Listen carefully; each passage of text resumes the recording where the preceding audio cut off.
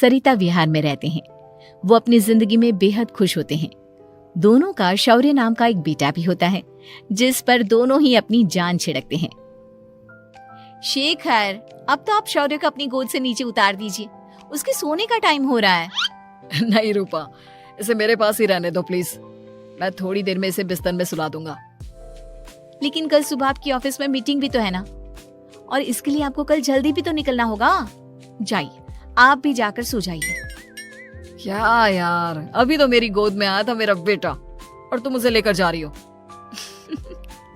बाद में कर लेना अपने बेटे से प्यार, अभी जाकर सो जाइए। रूपा शेखर से शौर्य को ले रही होती है कि तभी शौर्य रोने लगता है। शौर्य को रोता देखकर रूपा उसे फिर से शेखर को थमा देती है। आपका बेटा ना एक नंबर का नौटंकी है, बिल्कुल आप पर गया है वो। साफ बोलो ना, तुम्हें जलन होती है हम दोनों बाप बेटे का प्यार देखकर। पहले बड़ा तो होने दो तुम शौर्य को, फिर देखना वो सबसे ज्यादा मुझे ही प्यार करेगा। देखते हैं। ऐसे ही दिन बीतते चले जाते हैं और एक दिन कैंसर की बीमारी के चलते रूपा की मौत हो जाती है। अब शौर्य 3 साल का हो चुका होता है, जिसके कारण उसकी दादी शेखर पर दूसरी शादी का दबाव बनाने लगती है। शेखर, शौर्य अभी बहुत छोटा है और उसे इस समय एक माँ के प्यार की बहुत जरूरत है। माँ, मुझे दूसरी शादी नहीं करनी। क्या पता जो दूसरी औरत आएगी वो मेरे बेटे को एक माँ का प्यार दे या ना दे। तो रूपा की छोटी बहन वैशाली से ही शादी क्यों नहीं कर लेता? वो तो शौर्य को एक माँ का प्यार पूरा दे सकती है ना। मैंने कहा ना माँ, मुझे दूसरी शादी नहीं करनी, और अपनी ही पत्नी की बहन से तो हरगिज नहीं। ऊपर से अगर रूपा देख रही होगी तो वो क्या सोचेगी? अपने लिए ना सही, लेकिन तुझे शौर्य के लिए तो शादी करनी ही पड़ेगी ना बेटा। शेखर कुछ कहता उससे पहले ही अंजुमन उसे रूपा की कसम दे देती है, जिसके आगे मजबूर होकर शेखर शादी के लिए हामी भर देता है। देखो वैशाली, मैंने तुमसे शादी सिर्फ अपने बच्चे के लिए की है। मैं चाहता हूँ कि तुम उसे एक माँ का भरपूर प्यार दो। शौर्य, आपके साथ साथ मेरा भी कुछ लगता है। अगर आप मुझसे शादी नहीं भी करते तब भी मेरा प्यार शौर्य के लिए कभी कम या ज्यादा नहीं होता। शादी के कुछ दिनों बाद ही शेखर की माँ की भी मौत हो जाती है। वैशाली शौर्य को एक माँ से भी बढ़कर प्यार देती है। शौर्य को लेकर वैशाली का यूं निस्वार्थ प्यार देखकर शेखर को भी उससे प्यार हो जाता है और कुछ सालों बाद शेखर और वैशाली का भी लड़का हो जाता है। लेकिन इसके बाद वैशाली का शौर्य को लेकर बर्ताव बदलने लगता है। वैशाली, मैं देख रहा हूँ तुम आजकल शौर्य का जरा भी ध्यान नहीं रख रही हो। मुझे पता नहीं था कि आदित्य के होने के बाद तुम इतना बदल जाओगी। आदित्य मेरा अपना सगा खून है और शौर्य दीदी का, फिर मैं दोनों में अंतर कैसे नहीं करूं? माँ भले ही दोनों की अलग अलग है, लेकिन पिता तो एक है ना। अगर मुझे पहले पता होता कि तुम इतनी जल्दी बदल जाओगी तो मैं कभी तुमसे शादी ही नहीं करता। हाँ, तो किसने कहा था आपसे मुझसे शादी करने के लिए? मैं थोड़ी ना आई थी आपके पास, आपकी माँ ही आई थी मेरे घर आपका रिश्ता लेकर। वैशाली, मुझे तुमसे ऐसी उम्मीद नहीं थी। गुस्से में शेखर अपना पैर पटकता हुआ शौर्य को वहाँ से लेकर चला जाता है। पापा, मम्मा मुझसे प्यार क्यों नहीं करती?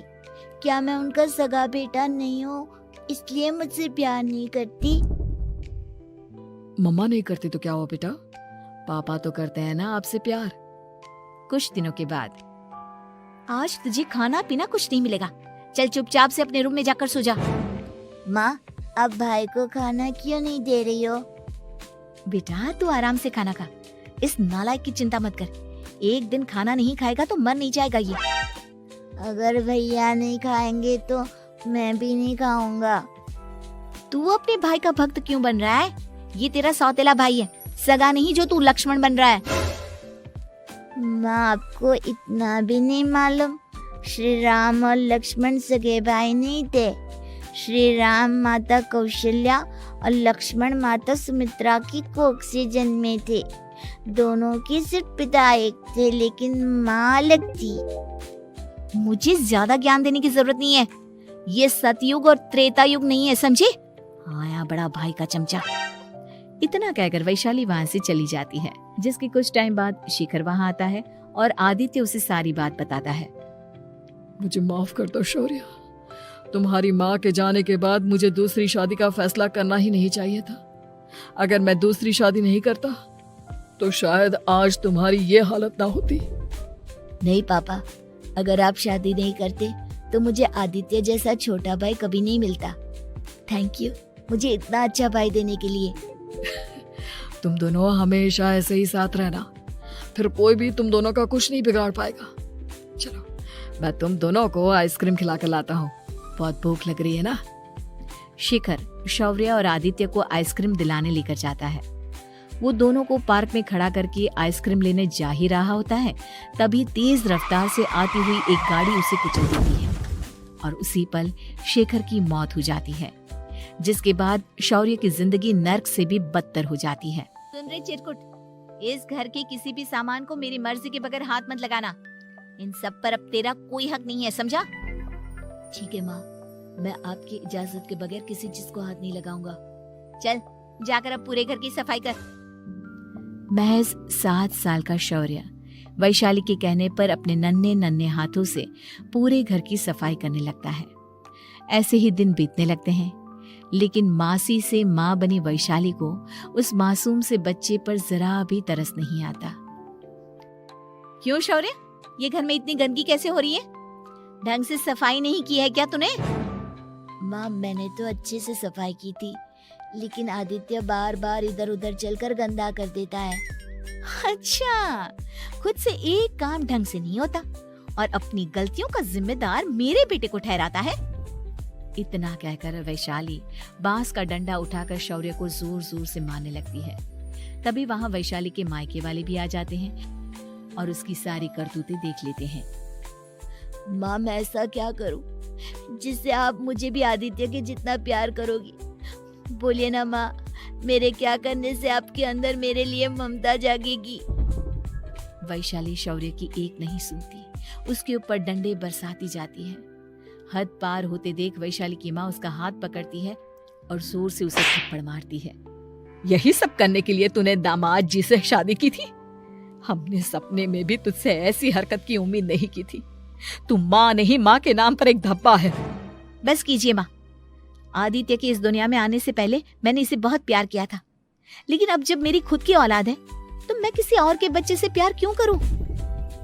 अरे नालायक औरत, जिसे तू किसी और का बच्चा कह रही है वो तेरी खुद की सगी बहन का बच्चा है। बहन है तो क्या हुआ, मेरे अपने बच्चे से बढ़कर तो नहीं हो सकता ना ये कभी। अगर यही बात थी तो तू हमें पहले बता देती, हम शौर्य को अपने साथ ले जाते। उसे इस तरह प्रताड़ित करने की क्या जरूरत थी? अगर आपको लेकर जाना है ना तो ले जाइए इसे, मैं नहीं रोकूंगी। नहीं माँ, मुझे कहीं नहीं जाना, मुझे आपके साथ ही रहना है। मैं तेरी कोई माँ बाबा नहीं हूँ, तेरी माँ मर चुकी है, समझा?